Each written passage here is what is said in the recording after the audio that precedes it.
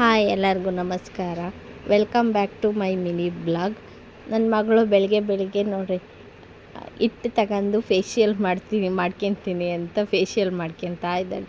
ನಾನು ರೊಟ್ಟಿ ಮಾಡೋಣ ಅಂತ ಹಿಟ್ಟೆಲ್ಲ ರೆಡಿ ಮಾಡಿದರೆ ಅವ್ರ ಮುಖಕ್ಕೆ ಬಳ್ಕೊತಾ ಇದ್ದಾಳೆ. ಅವಳ ಮುಖಕ್ಕೆ ಹಚ್ಕೊಂಡು ತರಲೆ ಮಾಡ್ತಾಯಿದ್ಲು. ನಾನು ಹಂಗೆ ರೊಟ್ಟಿ ಮಾಡ್ತಾಯಿದ್ದೆ. ನಾನಿವತ್ತು ಅಕ್ಕಿ ರೊಟ್ಟಿ ಮಾಡ್ತಾಯಿದ್ದೀನಿ. ಅಕ್ಕಿ ರೊಟ್ಟಿ ಮತ್ತು ಟೊಮೊಟೊ ಕಾಯಿ ಚಟ್ನಿ ಮಾಡಿದ್ದೆ ಬ್ರೇಕ್ಫಾಸ್ಟಿಗೆ. ಚೆನ್ನಾಗಿತ್ತು ಟೊಮೊಟೊ ಕಾಯಿ ಚಟ್ನಿ. ಸೆಕೆಂಡ್ ಟೈಮ್ ಮಾಡ್ತಾಯಿರೋದು.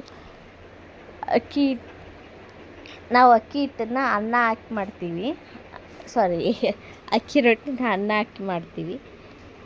ಬ್ರೇಕ್ಫಾಸ್ಟಿಗೆ ಅಕ್ಕಿ ರೊಟ್ಟಿ, ಟೊಮೊಟೊ ಕಾಯಿ ಚಟ್ನಿ. ಟೊಮೊಟೊ ಅಷ್ಟೇ ಹಾಕಿ ಮಾಡೋದು. ಇವತ್ತು ಯುಗಾದಿ ಬಂತಲ್ವ, ಸೊ ಹಂಗಾಗಿ ಫ್ರಿಜ್ ಕ್ಲೀನ್ ಮಾಡೋಣ, ಮನೆಯೆಲ್ಲ ಕ್ಲೀನ್ ಮಾಡ್ತಾಯಿದ್ದೆ. ಹಾಗೆ ಫ್ರಿಜ್ಜು ಕ್ಲೀನ್ ಮಾಡೋಣ ಅಂತ ಕ್ಲೀನ್ ಮಾಡ್ತಾಯಿದ್ದೆ.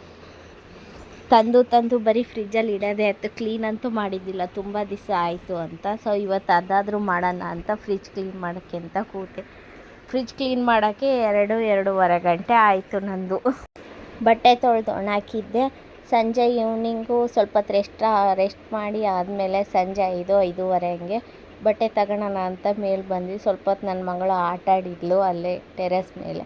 ಹೊರ್ಗಡೆ ಎಲ್ಲೂ ಹೋಗಲ್ಲ, ಇವಾಗ ಬಿಸಿಲು ಜಾಸ್ತಿ ಅಲ್ವಾ, ಸೊ ಹಾಗಾಗಿ ಹೊರ್ಗಡೆ ಎಲ್ಲೂ ಹೋಗಲ್ಲ. ಇಲ್ಲೇ ಟೆರೆಸ್ ಮೇಲೆ ಆಟ ಆಡಿಸ್ತೀನಿ. Thank you.